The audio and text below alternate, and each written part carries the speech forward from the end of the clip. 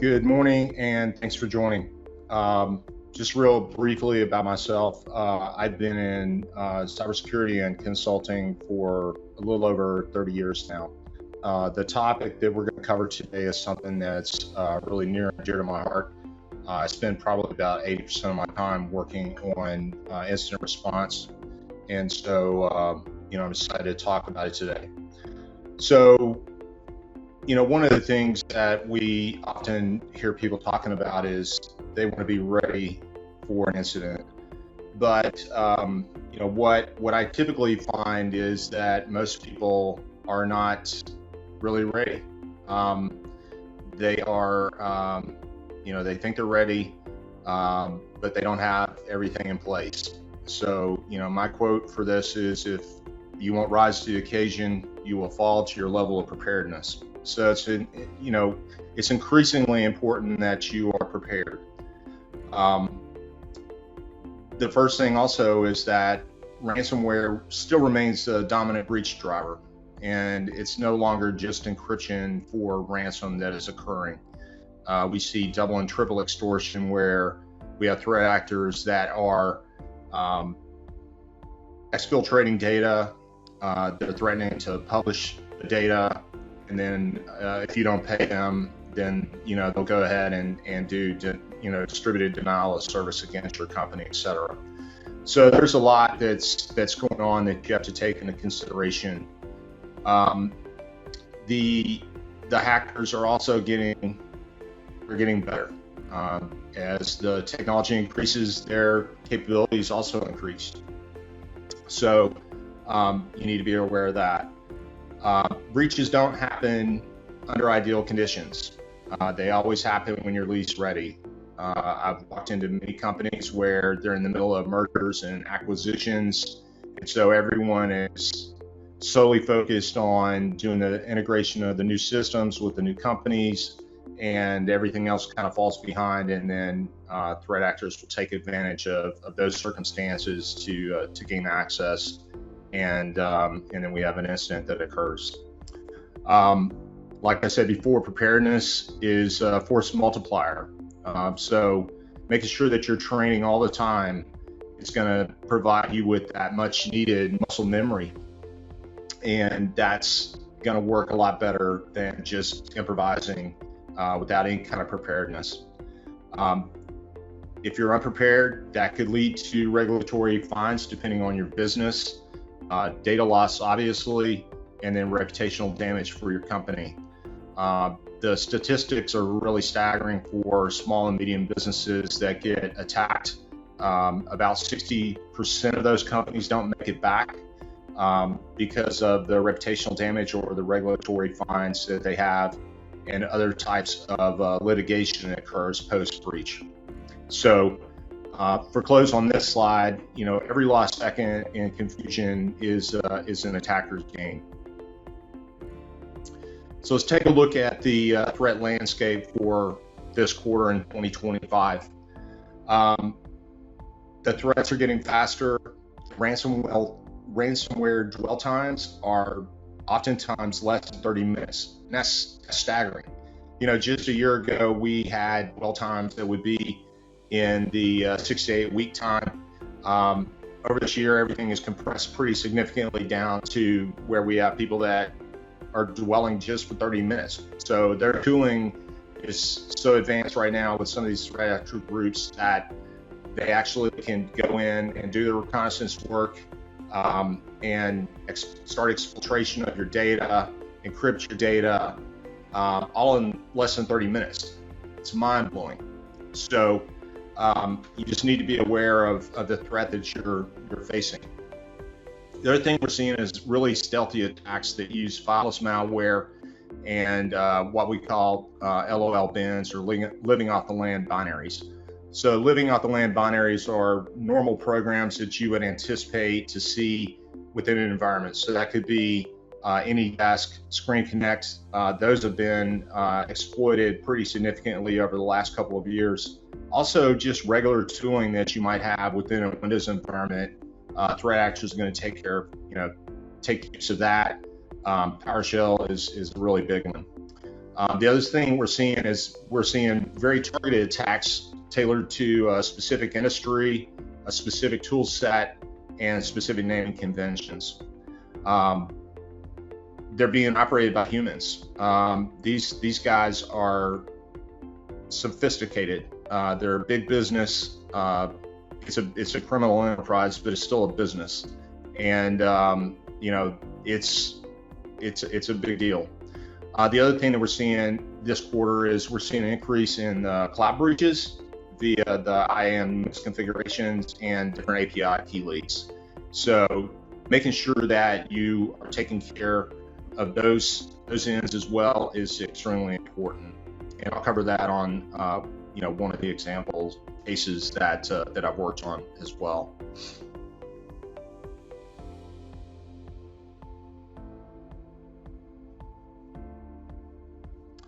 All right, so let's talk about the reality of an incident response looks like whenever you're facing in the field. It's not a clean and orderly thing. It's dirty, it's messy. It literally looks like when you walk into it that there has been a bomb that's exploded within an environment oftentimes. It happens with ambiguous things. So, it's not just, red alert, we've got, binaries that show up that are weird. It could be strange logins, or you'll have servers that just pop offline, or you'll have really weird alerts that show up in your SIM tool. There's no predictable pattern that you can look for, which makes it even harder. So when you walk in, you've got to make sure that you understand that you're probably going to have incomplete logging. Logging and data preservation are very, very key for any type of incident for a number of reasons. Number one, you want to be able to utilize those as a means to help you determine the root cause of what happened. The other thing is that you probably need to preserve those data in case you have any kind of litigation that comes up out of a result of this incident. You're going to encounter there's unclear ownership. Nobody knows who owns what application or who controls what server, and that's going to be problematic because you're going to have this analysis paralysis where people just don't know what to do and they freeze. So the plans really only work if you have all the roles, the clear lines of authority, and the visibility is established before you ever get attacked. So you've got to be really calm, and you have to have very decisive execution on your end with your company to be able to get through this efficiently and effectively with the least amount of impact on the company. So one of the incident handling frameworks that we use a lot is NIST 863 revision 3. It just came out. It's now very tightly integrated with the CSF 2.0. At the core, one of the key changes that you'll notice is that governance is really at the center of everything. So, in the old days, people used to kind of check the box on governance and say, yeah, we went through all of our regulatory compliance, made sure that we've, adhered to a specific framework. Governance is critically important at this point. So it's not just paperwork anymore. You got to have clear leadership backing from the business, clear accountability, and defined risk tolerances. So governance is, like I said, at the center now. Identity. You have to know the assets. You have to understand the business context of those assets, and you need to understand what your legal and regulatory obligations are. On the protect side, you need to have controls in place like RBAC, EDR, MFA, and encryption. On the detect side, you need to make sure that you're monitoring and getting alerts through your SIM tool, through a UBA, and other types of behavioral analytics tools that are out there.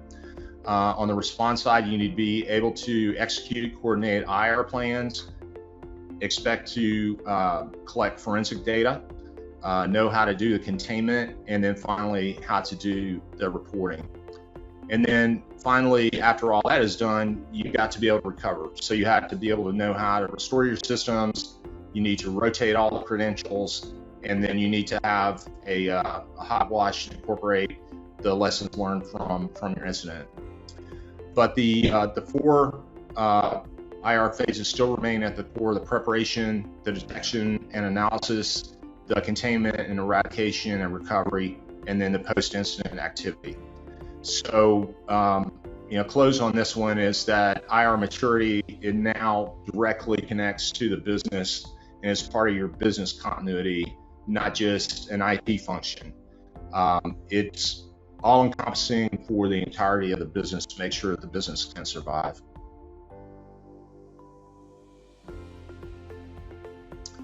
So you'll want to start with Playbooks. Playbooks are going to give you the clarity and speed and determine who has the authority to do what needs to be done. So clarity is really, really important. So everybody throughout the entire chain, whether they are a tier 1 analyst all the way up to the chief executive officer of a company, they need to understand and have clarity of what the different roles are whenever you're having an incident. The second thing, as I mentioned, is speed.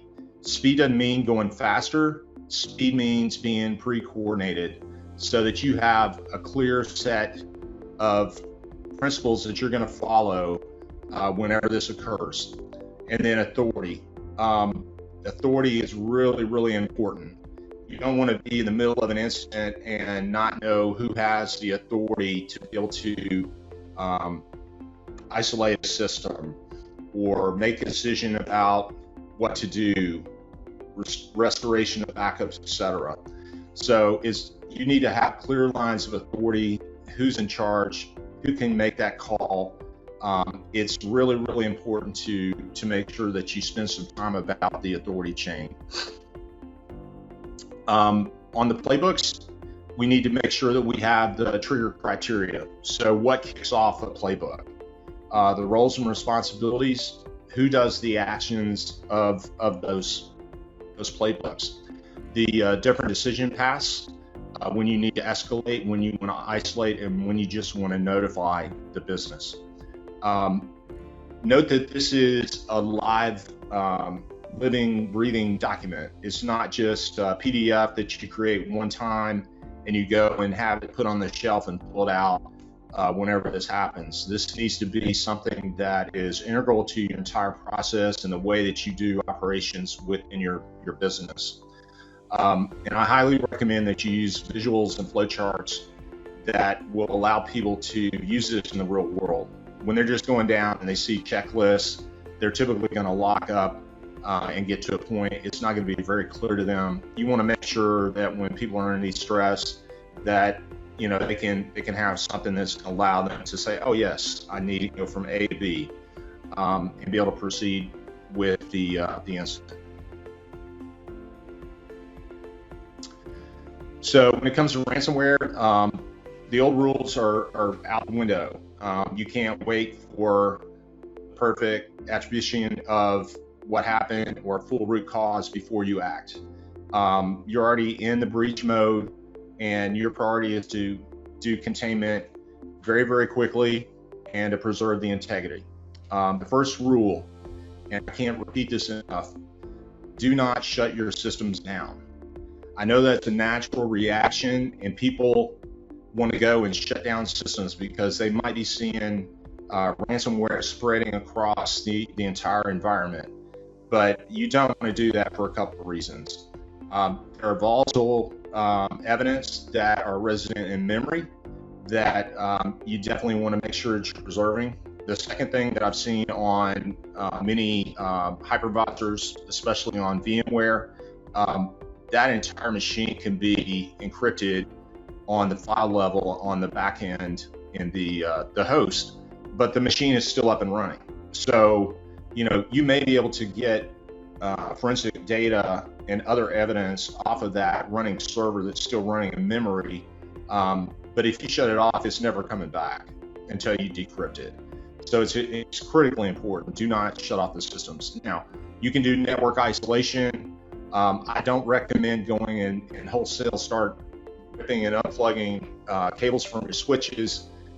It's okay to disconnect the internet, obviously, but you want to keep the systems running so you can gather all those important forensic data points and have those.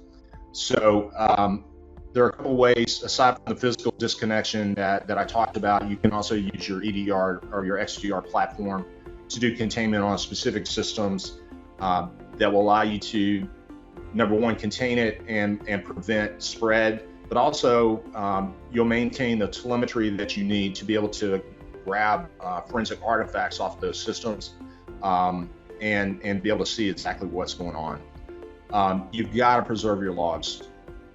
So you need to make sure that you grab as much of your Windows event logs that you possibly can. Firewall logs are really, really critically important. If you don't have your firewall logs going to an external syslog server, you need to think about doing that. A lot of people have internal syslog servers. Typically those get compromised, so it's not doing you a lot of good. The second that this happens, you need to make sure, the reason that you want to do that is, number one, you can probably trace down where the threat actor is coming from, where they might be doing exfiltration of your data. Also, it allows you to understand what the volume of data looks like, because when you get back into negotiations and talks with threat actors, a lot of times they'll give you a file tree and provide you with something that is proof of life, so that you'll be more willing to talk with them and negotiate. If you don't have those data, you're flying blind, and you never want to fly blind. And then lastly, after you've done all that stuff, you can do your recovery. So you want to wipe the systems. You never want to reuse those systems. I know they may seem like they're running great. In most Windows environments, a threat actor will leave one or two Windows domain controllers working. You can't trust those machines. So go ahead and make brand new ones from scratch, transfer the roles, do whatever, but don't reutilize the machines.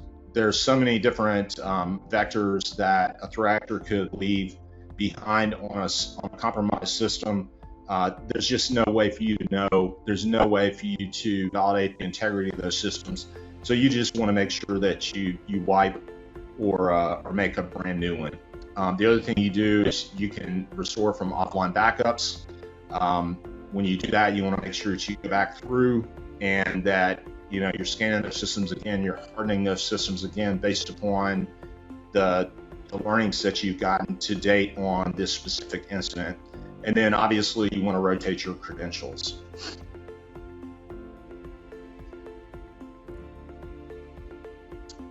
So there are a couple of different things that we see as trends right now. Insider threats are starting to become a really, really huge threat for businesses. And oftentimes when people think about insider threats, they're thinking about somebody that wants to necessarily do purposeful harm to a company. There are three different types of malicious insider threats. You've got a malicious threat, which obviously means that you've got a disgruntled employee, let's say a contractor or other staff, that has some sort of incentive to steal the intellectual property of the company. Second one is negligent. Somebody may have more access than they really need, and they unintentionally do things that can compromise systems. They may accidentally delete data. There are all types of ways that people can be negligent. And then the last one is where you have someone that's on the inside that's been compromised. So that means that you've got the credentials have been harvested or stolen by a threat actor and are being utilized by the attackers. So some of the triggers that you want to look for is unusual access times. So for example, if you had someone that had been compromised that works within finance, you can look at their behavioral analytics and determine typically that user is doing their work between, let's say, 7 in the morning and 7 at night. If you see a bunch of different access that starts occurring at 2, 3 in the morning, then that's probably a trigger that you should be on alert for. The other thing is looking at mass downloads. So you want to use DLP tools and other types of behavioral analytics to determine when a mass download is something, you know, to take a deeper look into. A lot of job functions do mass downloads of data. So again, that's where the analytics piece of it is really important. If we go back to the finance example, a lot of times at the end of the month-end close, you might have people that are doing mass downloads of data and movement of data to be able to close the books for that month. So if that typically happens on the 20th, and here we are at the 10th, and we see those types of things, that's outside of the normal activities that a user may have. So you want to take a deeper dive and look into that. Look for USB and cloud use. If you see people starting to use USB that didn't use USB before, or if they have a shift in their workloads that goes more towards cloud than they typically have, then that's certainly something that you need to dive into. And then any other type of session anomalies or activities that are really strange. So when you're doing an investigation on these types of things, you want to contain it very quietly. You want to reduce the surface area of your vulnerability. You want to avoid tipping off the actor, whether it's an insider that is malicious or whether it's a compromised external entity. And then again, you want to make sure that you preserve your logs and your artifacts so that you can use those later should you need them. You want to make sure that you have within your playbooks how you're going to engage with HR and your legal department early. You want to investigate the intent before escalating up to them. So again, once you start to see those types of anomalous activities, you want to make sure that you go and do a little bit of homework before you start shooting off flares to HR and legal. But once you have those data and evidence in place, then definitely you want to escalate that. So what this does is this reinforces the need for least privilege, making sure that you've got audit trails in place, and make sure that you're utilizing some sort of behavioral analytics tools. So the second one is supply chain attacks. There's a lot of supply chain attacks that have been going on lately. You know, if you take a look in the news, they're all over the place. These are not as quick as a lot of the other types of attacks that we see. You know, these may go on for months and months on end. So, you know, how this comes into play is that you may get a malicious update from someone within your supply chain. There may be leaked tokens that happen. Their CI/CD has been compromised. And as a result, they might actually have assigned malware. So something that you believe to be, you know, perfect is actually malware, but assigned, so you would never know. It's not going to trigger anything. So when this occurs, you want to make sure that you've got vendor breach disclosures in place. If you see any kind of weird package drifts that are happening within your supply chains, you want to alert your suppliers on that. And then always be on the look for any type of anomalous behavior that takes place. For the response piece of this, you want to verify your exposures that you've got, understand and isolate the affected components, and again, as always, rotate the credentials that are applicable. You want to rebuild all those systems, you want to validate their integrity, and then you want to take a look with legal and assess your contract risk. So you want to make sure that you have full visibility into your supply chain, and you want to make sure that your software development lifecycle hygienes are to top, and that you have some defenses in place. So if you trust your suppliers implicitly, that puts you in a place of vulnerability. You've got to validate and monitor all your partners, every one of these external integrations that come into your systems, every piece of code that you reutilize. You want to make sure that you understand what's going on with those systems. So we'll go ahead and shift into a case that I worked on about 2.5 years ago. Obviously, I pared it down some because I want to protect the innocent, and obviously I'm not at liberty to disclose a lot of activities, but here's a high level on it. This happened through a phishing email. It came through because it wasn't a piece of malware. There wasn't any payload. There was no weird exploits that were happening. It was just a very cleverly designed Excel invoice. So whenever they went and clicked on the Excel invoice, it prompted them to log into Microsoft 365. And, after that, their credentials were harvested. The threat actor was able to get in, and they had a dwell time of 6 weeks. They were able to get a real good lay of the land, understand exactly what's going on. They went and over the 6 weeks, they were able to get the patient records from this healthcare company totally unnoticed because they did it in a fashion that did not follow a traditional ransomware attack where you see these large volumes of data where exfiltration is occurring. They did it over time. The other failure on this one is that within their SIM system, there weren't any alerting on after-hours access or failed logons.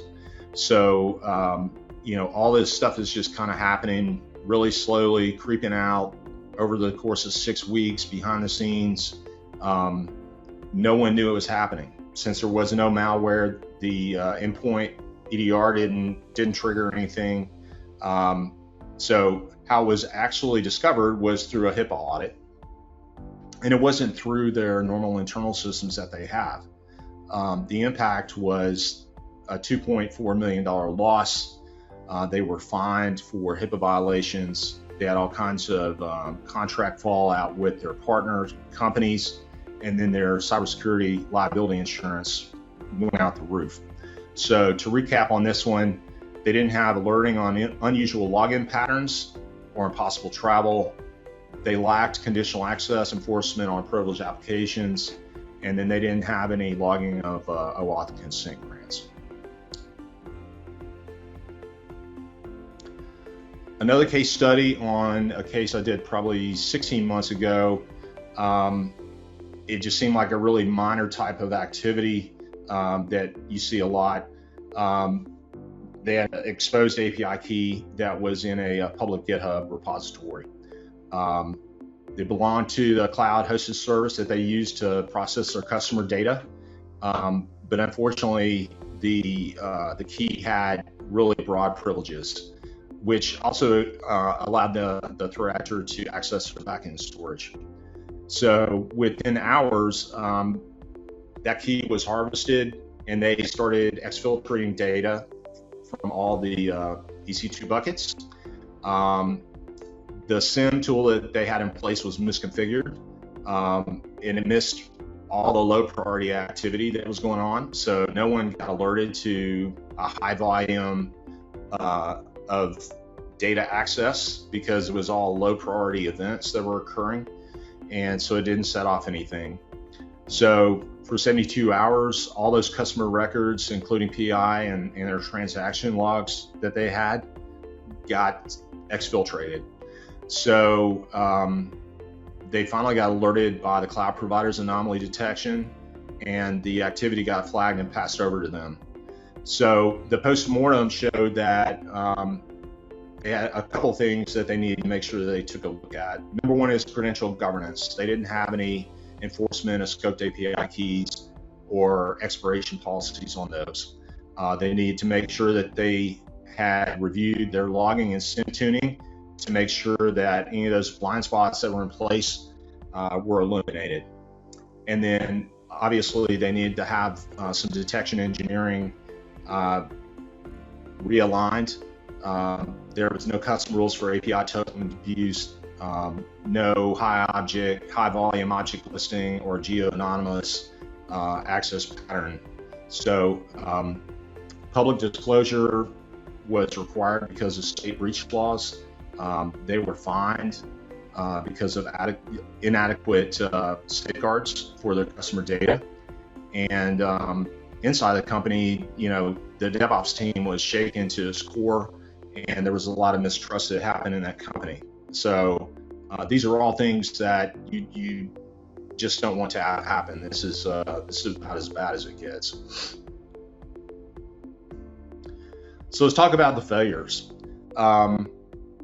Most people are really overconfident of the systems and tools that they have in place, or they make assumptions that what they have is going to work for them. Whenever we go and talk to people that are in the middle of an incident or post-incident, they always say, well, we thought we had this covered, which is that false confidence that I'm speaking of. So let's take a look at a couple things that are false confidence traps to be, on the lookout for. So number one is assuming that your EDR is going to catch everything. It is a very powerful tool, and it definitely helps us out in doing our daily jobs, but it doesn't catch everything. If it's not been tuned to detect living off the land binaries, token theft, or cloud-only attacks, it's going to miss those critical activities that we've talked about previously. Other things that companies do is they rely solely on compliance checks. So again, that static checklist of things that you have, it really doesn't mean anything. It's a point in time. Businesses change, environments change, so you want to make sure that you're able to change with the changes that are occurring. The other thing is that people treat backups as a silver bullet. Most of the incidents that I've run into, their backups, we've got backups, and then they determine that their backups had been compromised because they didn't have replication going to the cloud, or they did not have immutability on their on-premise backups.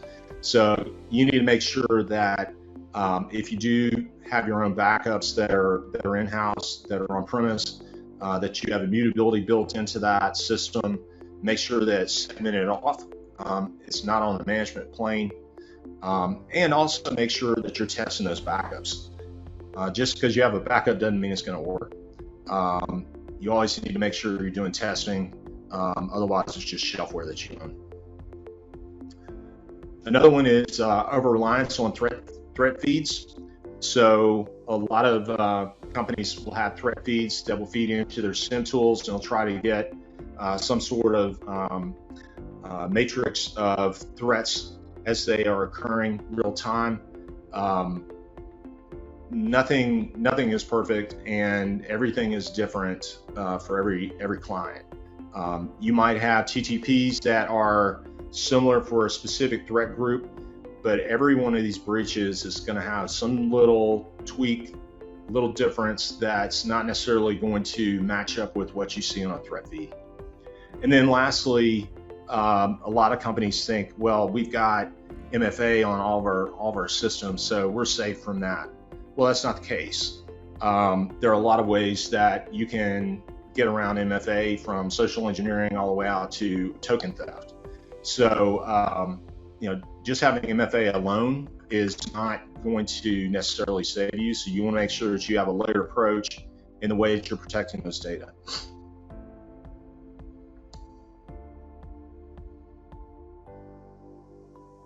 So let's talk about some tactics that do work. Number one, we want to make sure that we have automation. So we want to automate all the repetitive actions that are going on. We want to make sure that we have enrichment of those data that are coming in through the automation that will allow us to do the automated containment if we need it, and then do fire off the proper notifications. We want to make sure that we have pre-authorized actions. So we want to understand when we need to do isolation, when we need to do credential resets, when we need to put in firewall blocks. So those need to be predefined in the book, part of your plan. You want to make sure that you've got full integration between your SIEM, SOAR, and your EDR tools. So it's better to have as much of a single pane of glass than having, analysts popping all over the place to try to determine, what's going on. There are a lot of different things that can go wrong whenever people are trying to write down something or they're trying to copy and paste it. If you have it all right there, it's going to reduce your time to react, and it's going to work out better. Something else that companies really need to do, and the ones that are really successful do this a lot, is run realistic tabletop drills across different departments. And that doesn't mean just going through and open up a book and having a facilitator go through and talk through a specific incident type. This means actually getting down in the dirt and using the tools that you would use in real life to run these drills. It's not just about walking through and saying, yeah, Joseph has the ability to do X. Joseph needs to use a tool that he's got and know and have confidence that that tool is going to do what you think it's going to do. You need to include legal, executive leadership, and IT, all the other relevant departments that are affected in this entire event tabletop drill. It's not just an IT problem anymore. This is a business problem. So you need to treat it as such. And then I'll keep drilling this in. You need to define your roles with a clear authority and the escalation paths that are there. During an incident, you're going to be flustered and fumbling around. You need to know who has authority to do what, who you need to escalate to. For example, who's going to talk to law enforcement? Who's going to do the containment? Who's going to notify employees? How are you going to notify employees, etc.? So you need to have all that stuff predefined. You need to run through it. You need to have it and committed to your muscle memory.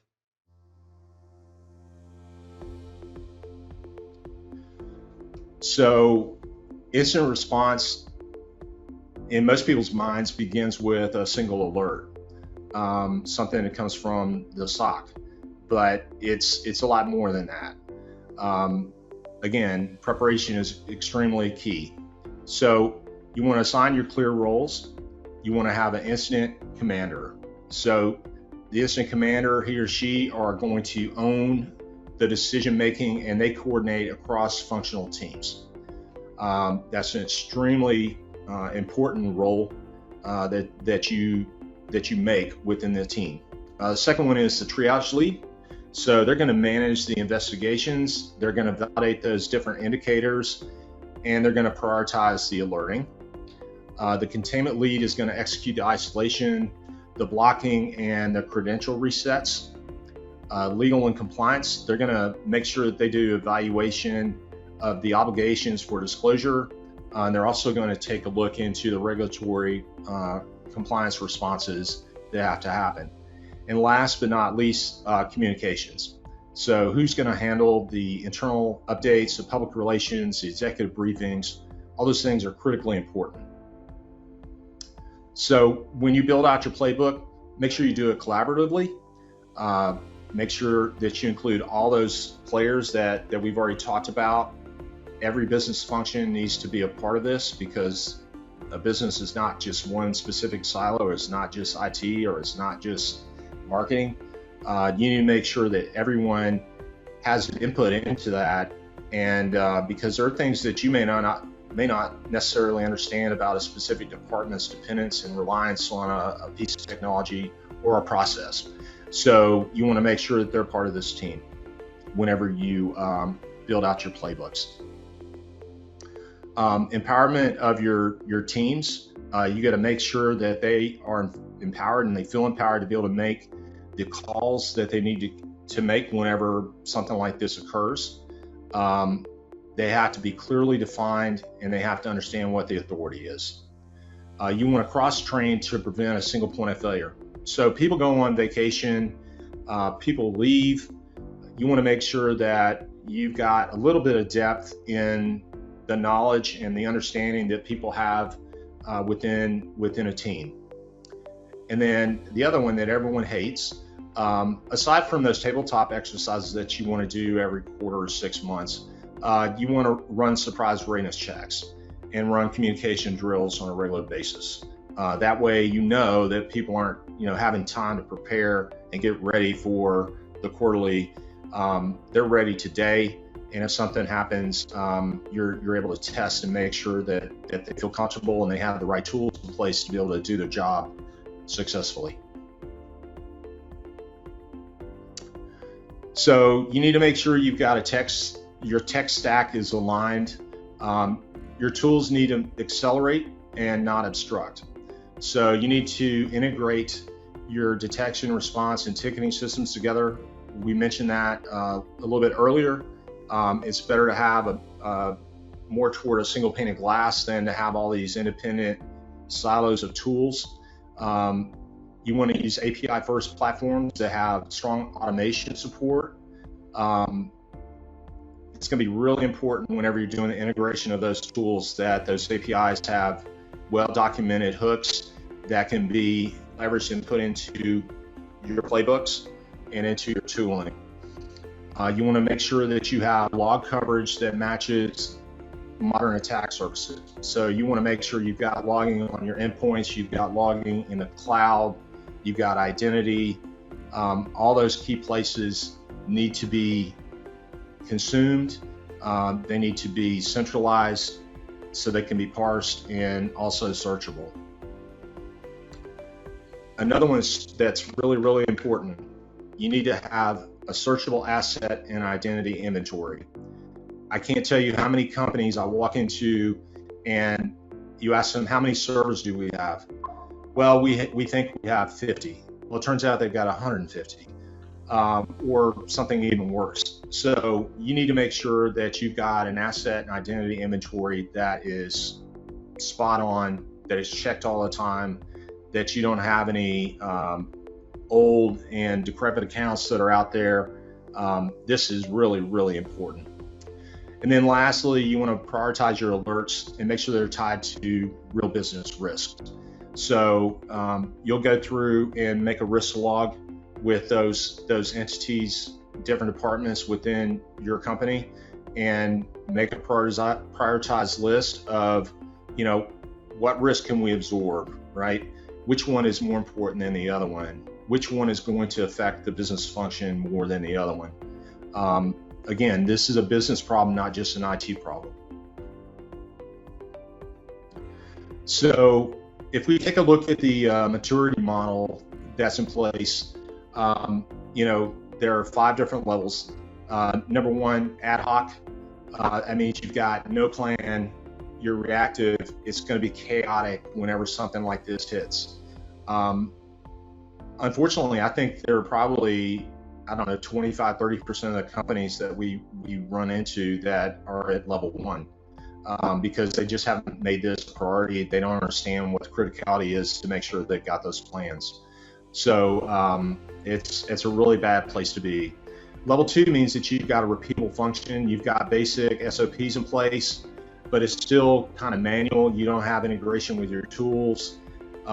It's tribal knowledge. You've only got a couple of people that might understand what a specific system has. They're not well documented.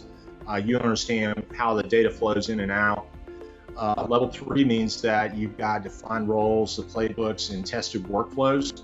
So now this is where most, the majority of companies are probably going to live in this level 3. but you want to push forward if you can and get to level 4, where it means that you're managed, that you've got integrated tech stacks, you have tracked metrics, and you're doing continuous validation of all those different flows of data that are coming in. And then lastly, in the holy grail of all of them, is adaptive. That means that you've got everything below, you've got the feedback loops that are there, you are doing tuning on the threats, and you are risk driven on your operations. So a final takeaway: you don't get a second chance to respond right. Breaches are inevitable. The way you respond defines the damage that's going to occur within your environments. Plans will only work if you have the roles, the tools, and people closely aligned. We reviewed the NIST playbooks that are there. It's a good place to start if you don't have anything. It gives you a clear structure, has maturity, and that allows you to be more effective. So your containment, your comms, and forensics must be ready on day 0. And again, as I've said previously, IR is a business function. You need to treat it like one.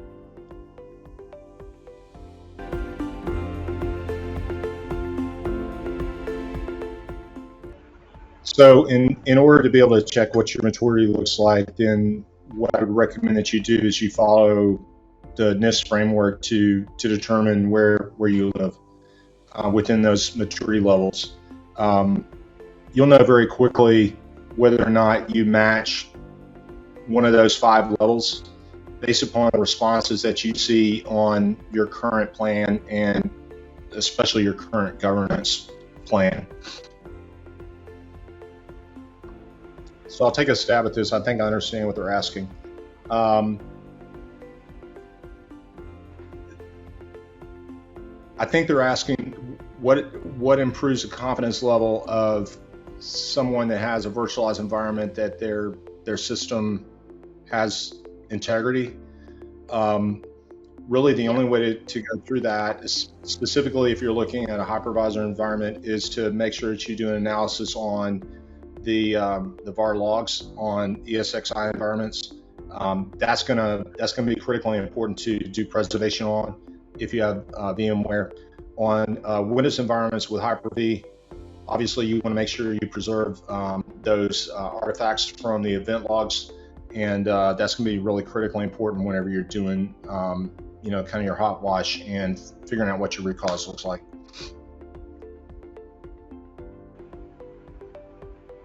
100% of the time, almost. Although Akira has been banging the drum on firewalls, almost 100% of the time now is phishing. Most every malicious activity within corporate environments that we walk into is as a result of phishing. So that's where it comes. It's important for you to understand what your risk and prioritization of systems are. You need to do that as part of your playbook ahead of time, and that's where the business function is critically important to understand. So you're going to prioritize based upon the criticality of those data and the system and how it affects how the company functions. That's gonna make you know what you need to really dig into.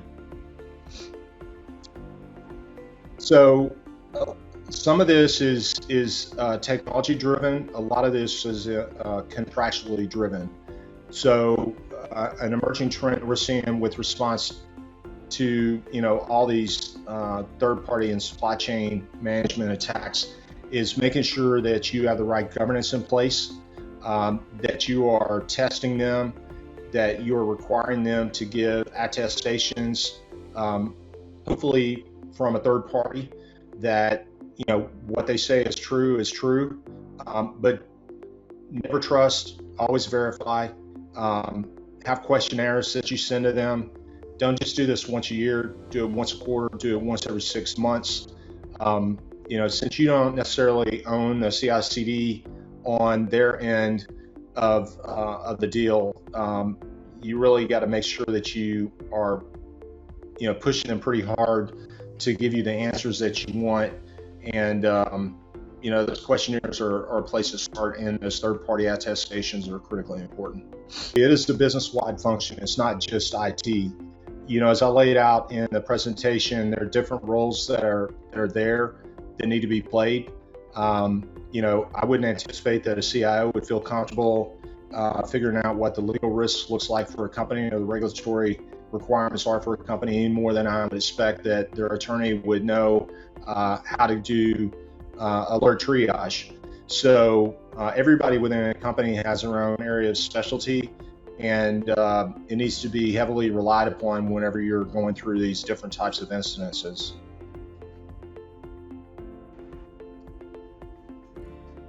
So that's all part of your post-mortem that you do, right? So you're gonna find flaws in your playbook, and that's okay. At least you had a playbook. But the important thing is to make sure that you reincorporate into from your lessons learned into your playbook, so that you're going to get better over time. It's never going to be perfect, so don't try to attain perfection, because you'll never get there. But you can get pretty darn close. And the other thing is, you're not going to be able to predict all the different types of attack vectors that are underway today. It literally changes every day. That's why you see all the 0 days. So, you need to be able to get to about 95% confidence that you can handle just about anything that's there. Even something that may not be necessarily known, you've got a plan for that. How do you deal with it? Who has a responsibility? Who has the different roles? And be able to react appropriately. So like I said, speed doesn't necessarily mean fast. Speed means efficient. So you want to make sure that you're efficient in a manner. You want to make sure that you follow your playbook. My teams, whenever we go into different types of incidences, we've got a massive playbook. We're not going to use every specific piece within those playbooks. We may only be in there to do containment. We may not be in there to do the restoration piece. So you just need to make sure that you have all those different items that are identified, and you know what you need to use for that specific type of incident. I think those types of tools are really effective, and I've talked about it on my other series within the context of artificial intelligence. So if you can afford those types of tools and leverage that type of visibility into your system, that's, when you incorporate all that into your feedback loop, that is going to put you so much further ahead of everyone else, because you can almost predict what's going to happen, because you understand exactly where you've got cracks and chinks in your armor, and you can go and make sure those are patched and repaired, or that you've got a compensating control in place that you can utilize that's going to offset the level of risk that's there and present.